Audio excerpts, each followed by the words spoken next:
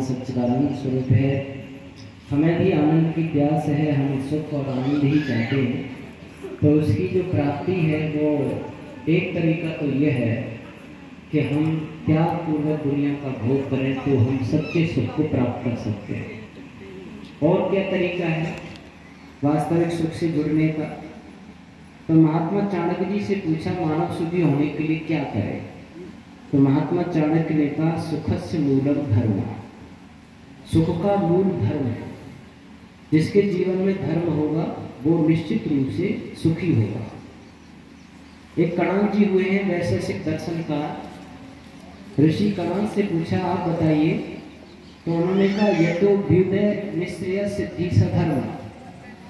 उन्होंने दो स्वर्गों का वर्णन किया, अभ्युदय और निश्चयस। अभ्युदय कहते हैं सांसारिक स्वर्ग को और निश्चयस कहते हैं मुक्ति स्वर्ग को, यानी मरने के बाद जो मोक्ष मिलता है। वैसे मोक्ष जीते जी अनुभव होता है, मुक्त जीते जी होता है, लेकिन एक मानते हैं कि मरने के बाद तो मोक्ष होता ही है। ये दोनों प्रकार के सुखों की सिद्धि धर्म से होगी, ऐसा महर्षि कणाद ने वैशेषिक दर्शन में लिखा है। और यही बात नहीं, इतिहासों में भी ये बात आती है कि हर प्रकार की सुख सफलता धर्म से ही होती है। महाभारत में एक प्रसंग आता है कि जिस समय युद्ध की तैयारियां हो रही हैं, दुर्योधन विजयश्री का आशीर्वाद लेने के लिए निकला। चलते चलते वो अपनी माँ गांधारी के पास पहुंचा। माँ गांधारी के चरण स्पर्श करके उसने प्रणाम किया। माँ गांधारी ने कहा आयुष्मान भव पुत्र, ये आशीर्वाद दिया। दुर्योधन ने कहा माँ ये आशीर्वाद तो जब से मैं पैदा हुआ तब से आज तक तुम देती आ रही हो। लंबी आयु का आशीर्वाद तो तुम अब तक देती रही हो, रोज देती हो। आज तो मैं युद्ध के लिए जा रहा हूँ, मुझे विजयश्री का आशीर्वाद दो कि मैं विजय प्राप्त करके लौटूं। तब माँ गांधारी ने कहा पुत्र मैं तुम्हें विजयश्री का आशीर्वाद तो नहीं दे सकती, पर हाँ तुम्हें अता पता बता सकती हूँ, विधि विधान बता सकती हूँ कि विजय तुम्हें कैसे प्राप्त होगी। चलो तो माँ मुझे यही अता पता बताओ कि मैं विजय कैसे प्राप्त कर पाऊंगा। तो उस समय गांधारी ने कहा यतो धर्म ततो जय। जहां बेटा धर्म होगा वहां विजय होगी। अगर तू धर्म और धर्म की रक्षा के लिए युद्ध लड़ेगा तो विजय तेरे पलड़े में आएगी। और अगर पांडव युधिष्ठिर विजय धर्म और धर्म की रक्षा के लिए लड़ रहे हैं तो विजय उनके पास जाएगी। विजय श्री वहां मिलेगी जहां धर्म होगा। ये बात सुनिश्चित है। धर्म अगर हमारे जीवन में है तो आप इहलोक और परलोक के दोनों स्वर्गों को प्राप्त कर सकते हैं। और जिसने धर्म को त्याग दिया, इसलिए महाभारत में एक बात बताती है धर्म एव तो हंति धर्मो रक्षित रक्षिता तस्मात् धर्मो न हंतव्यो मानो धर्म हतोहि। जो धर्म की रक्षा करता है, धर्म की पालना करता है, धर्म उसका सुरक्षा कवच बन जाता है, उसका सुरक्षा कवच बन जाता है, उसकी झोली में सुखी सुख भर देता है। और जो धर्म की उपेक्षा करता है, धर्म को मार देता है, धर्म को त्याग देता है, धर्म उसके लिए उसका सर्वनाश कर देता है। इसलिए हमें मनुष्य जीवन में स्त्री पुरुष में आके धर्म को नहीं त्यागना चाहिए और कुछ भी त्यागे, धर्म को ही नहीं त्यागना चाहिए। और तो दुनिया त्यागने की है पर धर्म नहीं त्यागना चाहिए, धर्म पर ही चलना चाहिए। अब आप कहेंगे कि ये धर्म क्या है, हम क्या धर्म माने, किसको धारण करें? तो धर्म धारणे धातु से बनता है। धारणा प्रत्याहु धर्मा, यानी जिसको धारण करने के बाद स्वयं सुखी और साथ रहने वाले प्राणियों को भी सुख समृद्धि प्राप्त होती हो, वो धर्म है। धर्म धारण करने के साथ ही जीवन में सबको सुखी करता हो, वो धर्म है। तो ऐसी चीज क्या धारण करें कि हम सब सुखी हो जाए? क्या हिंदू धर्म ऐसा है? क्या मुस्लिम धर्म है? क्या ईसाई धर्म, बौद्ध धर्म, जैन धर्म, पारसी धर्म, क्या इन धर्मों में से किसी एक को धारण करें, सबको धारण कर लें? तो देखो हिंदू, मुस्लिम, सिख, ईसाई ये धर्म ही नहीं है। इनको कहते हैं मत, महजब, संप्रदाय, खेल, गुटबाजी। ना कोई मुस्लिम धर्म है, ना ईसाई धर्म है, ना सिख धर्म है, ना बौद्ध धर्म है, ना हिंदू धर्म है। ये धर्म ही नहीं, हिंदू भी कोई धर्म नहीं है। तो धर्म क्या है? धर्म क्या है? धर्म है मंतव्य और कर्तव्य, ऐसी मान्यताएं, ऐसे सिद्धांत जिनको आचरण में लाने के बाद सब सुखी हो जाते हैं, वो धर्म है। और वो धर्म अलग अलग नहीं होते, सबके बराबर, सबके लिए एक जैसे हैं। ऐसा नहीं मुसलमानों का अलग है, हिंदुओं का अलग है, सिखों का अलग है, जैनियों का अलग है। ये जो अलग अलग बनाए हैं ये धर्म नहीं है। धर्म एक होता है, सार्वभौमिक, सार्वकालिक, सर्वव्यापक धर्म होता है, अलग अलग नहीं होते। और दूसरी बात, धर्म परमात्मा के द्वारा निर्णित होता है, मनुष्यकृत नहीं होता। देखो मोहम्मद साहब ने मुसलमान बनाए, मनुष्यकृत है। ईसा मसीह ने ईसाई बनाए, मनुष्यकृत है। सिख गुरु नानक ने सिख बनाए, ये मनुष्यकृत है। महात्मा बुद्ध ने, महावीर स्वामी ने जैन बौद्ध बनाए, मनुष्यकृत है। मनुष्यकृत कोई धर्म ही नहीं हो सकता। धर्म तो ईश्वर बनाता है, ईश्वर देता है। अब वो परमात्मा का बनाया हुआ धर्म कैसे? जैसे अग्नि का धर्म है प्रकाश और दाह, यानी जलाना और प्रकाश कराना। भारत में जो अग्नि का धर्म है वो पाकिस्तान की अग्नि का धर्म है, कोई अमेरिका की का है, कोई चीन का है, कोई ईरान का है। अग्नि जहां भी होगी वहां प्रकाश और दाह के साथ होगी। मनुष्यों को छोड़कर जिनका जो भी कुछ देख रहे हो, उन सबका जो मौलिक स्वभाव है वो भगवान का बना हुआ है। और वो पहले भी था, आज भी और आगे भी रहेगा। चाहे वो सूर्य का, चाहे चंद्रमा का, चाहे पृथ्वी का, चाहे चींटी का, चाहे हाथी का, गधा का, घोड़ा का। गधा का जो स्वभाव पहले था घास आदि खाने का, वो आज है, वो आगे रहेगा। शेर मांस खाता था, आज भी खाता, आगे भी खाएगा। मनुष्यों को छोड़कर सभी पशु पक्षी प्राणी भगवान के बने हुए धर्म का पालन कर रहे हैं, अलग नहीं होते। लेकिन ये मनुष्य भगवान के बने हुए धर्म को तोड़ता है, इसलिए इसी को धर्मोपदेश दिया जाता है। इसी को धर्म पर चलने की जो है स्तुति, मान्यताएं, उपदेश, कहानी, किस्से, उदाहरण, दृष्टांत समझाने के सारे तरीके अपनाए जाते हैं। आप धर्म पर चलो, धर्म पर चलो, धर्म पर चलो। कोई गधे को धर्म पर चलने का उपदेश नहीं देता और देने की जरूरत नहीं, क्योंकि उसने अपना कोई नियम तोड़ा ही नहीं है। लेकिन मनुष्य तोड़ता रहता है। तो वो मान्यता है, वो कर्तव्य जो सब में लागू होकर सबको सुखी करे, वो धर्म है। जैसे उदाहरण के लिए, नहीं सत्या परो धर्म नान्यता पापकम परम। सत्य बोलने से बढ़कर कोई धर्म नहीं है और झूठ बोलने से बढ़कर कोई अधर्म और पाप नहीं है। अब इसको सब में अपना के देखो, इस सिद्धांत को। सभी दुनिया के स्त्री पुरुष सत्य बोलने लगेगा, सत्य सत्य। तो बताओ मनुष्यों में सुख शांति आनंद संगठन बढ़ेगा कि घटेगा? बढ़ेगा सर? सभी सुखी हो जाएंगे, विश्वास करेंगे एक दूसरे का, स्पष्ट सारी चीजें होंगी। अब कल्पना करो सभी स्त्री को झूठ बोलने लगेगा, तो दुख बढ़ेगा या सुख बढ़ेगा? दुख बढ़ेगा। अच्छा ऐसा तो नहीं है कि मुसलमान को सत्य बोलना धर्म नहीं हो, मुसलमान ईसाइयों को सत्य बोलना धर्म नहीं हो।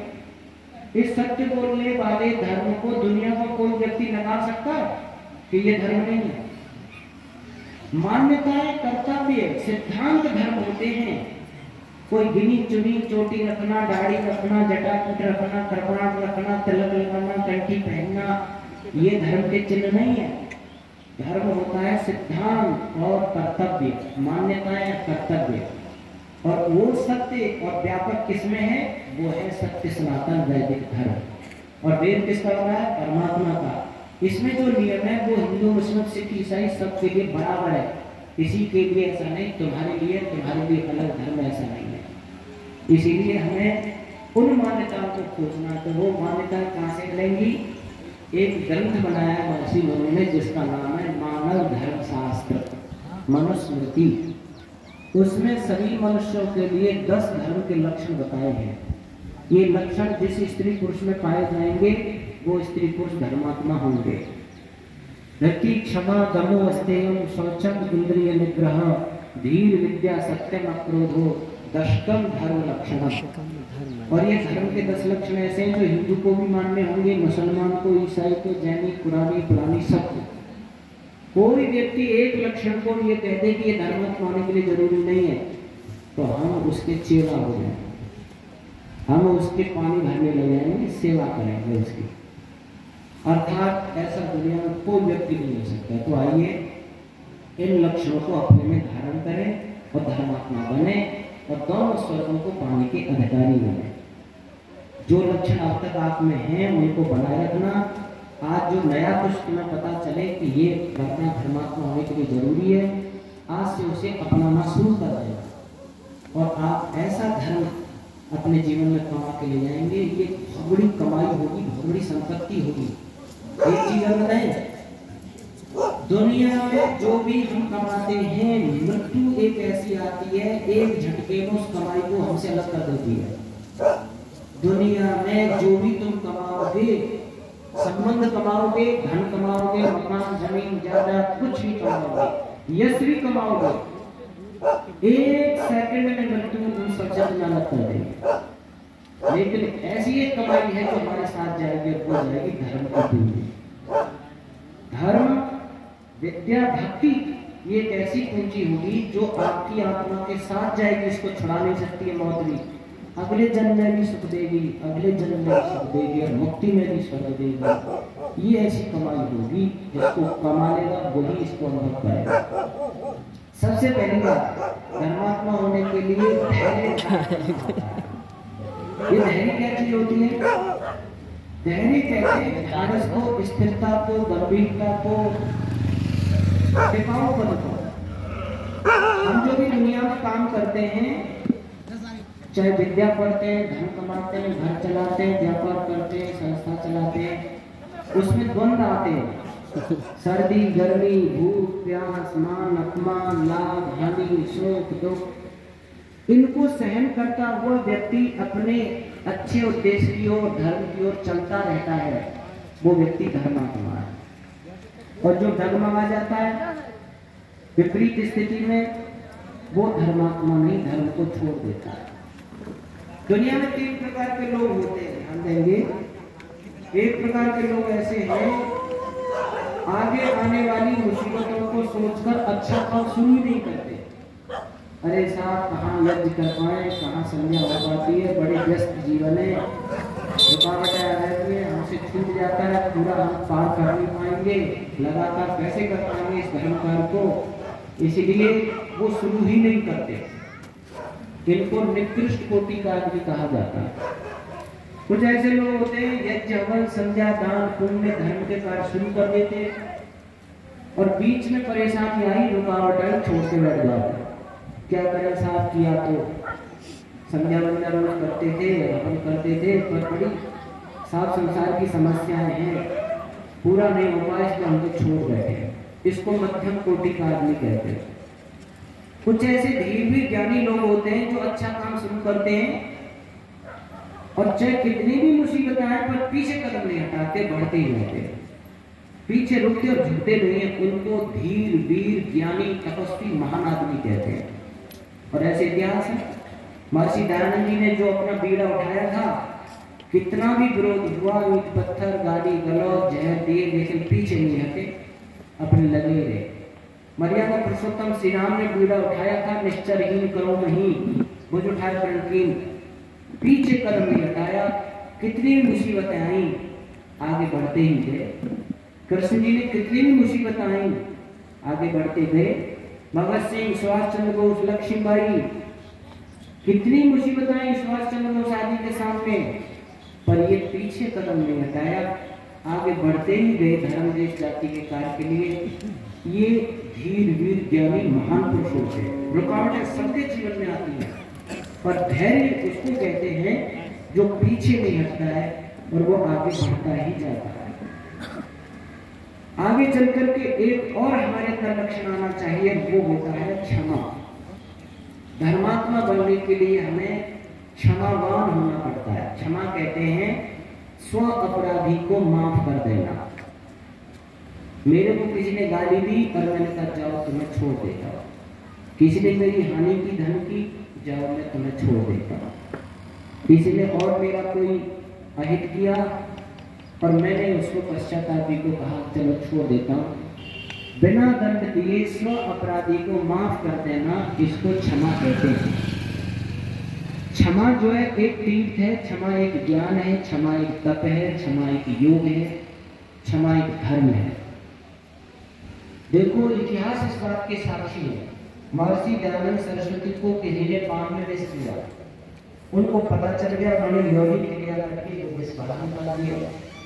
उनके एक तहसीलदार थे, शिष्य उनको पता चला तो उस आदमी को पकड़ कर लाते और कहते हैं स्वामी जी इस व्यक्ति ने तुम्हें जहर दिया है, आप आदेश करो तो इसे कठोर कारावास में जेल में डाल दें। स्वामी जी ने कहा कोई बात नहीं, इसे छोड़ दो, मैं लोगों को कारावास में डालने के लिए नहीं, संसार की जेल से आजाद कराने की बात कराना है। स्व अपराधी को माफ कर दिया। जगन्नाथ जैसे रसोइये ने कालकूट विष मिला के शीशा पीस कर घोल कर ऋषि को पिला दिया। ऋषि पीने के बाद समझ गए इसमें जहर है और जगन्नाथ को पास में बुलाया, जगन्नाथ तुमने इसमें जहर मिला के दिया। हाथ जोड़ के बोला भूल हो गई, बहुत भूल हुई है, मैं दुनिया का बहुत बड़े काम करने जा रहा था, वो तुमने बीच में रोक दिया। वेदभाष्य कर रहा था, मेरा वेदभाष्य अधूरा रह गया। पर अगर महाराणा को पता चल गया तो तुझे तुरंत फांसी पर लटका देंगे। उनके पास कुछ पैसे थे, ये पैसे ले और तुरंत नेपाल भाग गया। कहते हैं उसको नेपाल भगाया। स्व अपराधी को, कालकूट जहर देने वाले को, जिससे मौत हो गई थी उनकी, उस अपराधी को भी माफ किया। आप कहेंगे तो सन्यासी को माफ करते हैं तो गृहस्थी है, हम कैसे किसी को क्षमा कर देंगे? तो देखो मर्यादा पुरुषोत्तम श्री राम गृहस्थी थे, उनका कोई अपराध नहीं था, बिना अपराध के भी मंत्रा के कई ने 14 वर्ष का वनवास दिलवाया।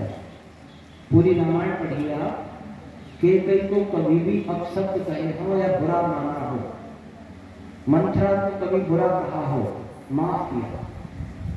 भरत भी जाकर के वन में जब माँ केकई को बुरा कहने लगे तो उस समय श्री राम कहते हैं भैया भरत ऐसा मत कहो, माँ केकई का कोई दोष नहीं है। इस प्रकार जो शब्द तुम बोल रहे हो उससे ऐसा लगता है कि तुम्हें योग्य गुरुओं का आश्रय प्राप्त नहीं हुआ। ये तो हमारे ही किसी कर्म का फल है, माँ केकई का इसमें क्या दोष है? अर्थात स्व अपराधी को माफ करना। आप महाभारत में पढ़ेंगे जिस समय कृष्ण राष्ट्रीय यज्ञ में मुख्य अतिथि माने गए, इनका अर्घ प्रदान किया जाए, सबसे अधिक सम्माननीय हम सब में कौन है? भीष्म पितामह ने, व्यास ने, द्रोणाचार्य ने, कृपाचार्य ने कहा कृष्ण है। जब उनकी पूजा होने लगी तो उसकी बुआ का लड़का शिशुपाल गाली देने लगा, ये चोर, ये बदमाश, ये ग्वालिया, ये ऐसा है वैसा है, इसको सबसे बड़ा कह रहे, इससे बड़े बड़े हम बहुत बैठे हैं, इसका सम्मान कर रहे हो। मुस्कुराते रहे कृष्ण, मुस्कुराते रहे, सैकड़ों गालियां पार कर गया। तब भीष्म पितामह ने कहा हे कृष्ण, हे केशव, ये हमारी सभा को आगे चलने नहीं देगा, जब तक इसका वध नहीं होगा तब तक ये आगे बढ़ने ही नहीं देगा सभा को, इसका वध किया जाए। तब चक्र सुदर्शन छोड़ा, शिशुपाल का वध किया। बलराम पास में बैठे थे, बलराम ने कहा हे कृष्ण, ये काम तो पहली गाली पर ही कर दिया जाता, इतनी देर तक इंतजार किया। तब कृष्ण ने कहा महाभारत पढ़ना, क्षमा, क्षमा एक तीर्थ है, क्षमा एक योग है, क्षमा एक यज्ञ है, क्षमा एक तप है, क्षमा एक धर्म है, हमें ज्यादा से ज्यादा क्षमा करना चाहिए। बिल्कुल ओवर हो जाए तब जो है ये शस्त्र का प्रयोग करना चाहिए। अर्थात घर परिवार में, समाज संस्थाओं में हमें क्षमा आना चाहिए करना। क्षमा से पश्चातापी व्यक्ति को पश्चाताप करने का मौका मिलता है और तुम्हारे दिल और दिमाग में सुकून और शांति स्थापित होती है। देखो एक रामायण का मैं किस्सा आपको बता रहा हूँ। जिस समय रावण का वध हुआ, तुरंत हनुमान जी माता सीता के पास पहुंचे और माता सीता को प्रणाम करके कहा, हे माँ, जिस रावण ने तुम्हारा हरण किया और तुम्हें बंदी गृह में रखा, उसको मृत्यु लोक पठा दिया गया है, अब तुम उसके बंदी गृह से आजाद हो चुकी है। ये सुनकर सीता जी ने कहा, हे हनुमान, तुमने बड़ा शुभ समाचार सुनाया जिसका मुझे बहुत इंतजार था। इसके बदले में मेरे दिल में आ रही है मैं तुम्हें कुछ इनाम दूं, पुरस्कार दूं। जब ये सुना तो हनुमान जी ने कहा, अगर आप मुझे कुछ पुरस्कार देना चाहती हो तो माता मैं अपनी इच्छा से चाहता हूँ, क्या मांग सकता हूँ? हाँ मांगो हनुमान, क्या चाहते हो? हनुमान ने कहा, देखो माता, मुझे आप आदेश करो, ये जो राक्षसियां तुम्हें आज तक तकलीफ देती रही है, डराती धमकाती रही है, क्योंकि हनुमान तो स्वयं अपनी आंखों से देखा था राक्षसियों को, सीता को डराते धमकाते तंग करते हुए, तो मुझे आदेश करो, मैं इनका वध करना चाहता हूँ। तब सीता जी ने कहा, नहीं हनुमान, ये वध के योग्य नहीं है, इनको क्षमा करना चाहिए। कोई बड़ा आदमी उसके सामने छोटा आदमी गलती करे तो उसका ये धर्म बनता है कि उसे क्षमा करे। और इन्होंने पहली बार तो अपनी तरफ से मुझे नहीं डराया धमका, ये अपने मालिक की आज्ञा का पालन कर रही थी, इसलिए भी ये क्षमा के पात्र है। और फिर छोटा गलती करे और वही गलती बड़ा दोहरा दे तो फिर उन दोनों में अंतर क्या हुआ? इसलिए बड़े आदमी को, ताकतवर आदमी को क्षमा करना ही धर्म माना है, सोहनीय माना है। पर क्षमा वही कर सकता है जो ताकतवर हो। क्षमा वीरस्य भूषणम, बलवान ताकतवर का भूषण माना जाता है। इसलिए हम दंड दे सकते हैं और फिर हम दंड ना दें तो ये क्षमा करना हमारे लिए धर्म बन जाएगा, और ये हमारे अंदर सुख शांति आनंद का जो है ना स्रोत बढ़ाएगा। घर परिवार में भी माता बहनों, हमें छोटी मोटी बातें गलतियां हो जाती हैं, उनको क्षमा करना सीखो। एक छोटा सा उदाहरण दे रहा हूँ समझाने के लिए। भजन लाल जी दिया करते थे इसको। एक बार एक जगह की घटना थी कि एक परिवार में एक नवविवाहित बहू आई थी। अब बहू नई नई, पहले उनको जैसे रसोई करना सिखाते हैं, चूल्हा पुजवाते हैं, कुछ ही समय हुआ था। तो सासू ने कहा, बेटी बहू, घर के लोगों को आज पराठे खाने की इच्छा हो रही है, ऐसा कर तू ये देसी घी ले, पहले देसी घी में चीज़ बना करती थी, ये देसी घी ले, ये आटा सामग्री ले और तुम पराठा बना के रख देना, हम खेत में जा रहे हैं काम करने, आएंगे आते ही भोजन कर लेंगे, तुम तो ये सब सामान बना के रख देना। अब वो बनाने लगी भोजन, लेकिन बड़े दिमाग से सोच रही है कहीं ऐसा न हो कि घी ज़्यादा लग जाए और कम पड़ जाए। तो सास कहेगी, बड़े खर्चीले घर की आ गई, इतना घी देती हुई कि थोड़े से पराठे बनाने खत्म कर दिए। फिर सोचा कि अगर मैं कम लगाऊं तो कोई सास ये न कहे बिल्कुल रूखी सूखी पराठे बना दिए, इसमें कुछ आता है कि नहीं आता। क्योंकि नई बहू के लिए सास है समझो राष्ट्रपति, ना इधर बेचारी को काम होने दे ना इधर, दोनों तरफ से उसकी मुसीबत मिल जाती है। पहले जो वैसे ये होता था, पहले ये कहती थी बेटियों और बेटियों घरवाले सोचा करते थे, पता नहीं इसकी सास कैसे मिले, पता नहीं इसकी सास कैसे मिलेगी, इतना डरता रहता था बेटियों के लिए। पर आजकल उल्टा हो गया है। वैसे आजकल सास ये सोचती है बूढ़ी बड़ी, पता नहीं बहू कैसी आएगी, पता नहीं बहू कैसी आएगी। अब उल्टा हो गया। और उस समय की ये घटना है। अब उसने बेचारी ने समझते हुए काम किया, लेकिन फिर भी घी कम पड़ गया था। सोचा भी सास घर में नहीं है, चलो थोड़ा घी निकाल लाती हूँ। तभी पर पराठा पड़ा था, कभी लाती हूँ, अंदर गई, अलमारी खोली, घी का पात्र था, उसे उठा के नीचे रखने कोई, वो कांच का था, हाथ चिकने हो रहे थे, जल्दबाजी में पकड़ने में आया नहीं और वो फिसला और जमीन पर गिर पड़ा, टुकड़े टुकड़े हो गए, घी फैल गया। अब तो वो घबराने लगी। अब इस नुकसान से मैं सास से कैसे बच पाऊंगी, क्योंकि बहुत सी सास तो ऐसी है, थोड़ा सा भी नुकसान बहुत पे हो जाए ना तो सास यहाँ से अपनी हद तक खबर ले अंधी होके चलती है, आग लगा दे घर में, मट्टी का तेल छिड़क के, बहुत दहेज लेके आई है, ये तोड़ वो फोड़, कुछ करना आता है तेरे को, तेरी माँ ऐसी, तेरी भौजाई ऐसी, तू ऐसी, पता नहीं ऐसी रहती है जैसे हर समय कुनैनी की गोली खा के रहती, लाल मिर्च की तरह। अब वो तो बेचारी कांपने लग गई। पर वैसे बताएं, ये बहू भी ऐसी चालाक हो गई है। अब जब थोड़ी बाल बच्चेदार हो जाए ना और ये बड़ी बूढ़ी हो जाए तो सब बदला निकाल लेती है ये। यहाँ एक भजनलाल बता रहे कि गाँव में हम गए तो चबूतरे पर बुढ़िया बैठी थी। मैंने माता जी नमस्ते नमस्ते किया, पूछा आप तो सब सेवा होती होगी, बहू बेटा सेवा करते होंगे? तो बोलती नहीं, इशारों में बात करती है। ये कहती है, बोला भाग फूट गए मत कहवावे, छाती भर ली जरूर सुन लेगी। यानी कि बहू ने नेक सुन ली तो बस हावी, इसलिए एक दूसरे के शासन करती रहती है। और देखो माता और बहनों, थोड़ा सा क्षमा भाव रखोगी तो अपने जीवन में सुख शांति आएगी। अब वो तो बहुत घबराने लगी कि नुकसान हो गया, घी फैल गया, इतने में सांस आ गई अंदर। देखा रसोई में पराठा जल रहा है, अगली चूल्हे से बाहर जा रही है, बहू है नहीं रसोई में। आवाज लगाई, बहू बहू कहाँ हो? इतने में धीरे से आवाज आई, मैं यहाँ हूँ। अरे यहाँ क्या कर रही हो? रसोई में नहीं हो तुम, यहाँ पराठा जल रहा है आपका, ये अग्नि बाहर जा रही है, तुम घर में क्या कर रही हो?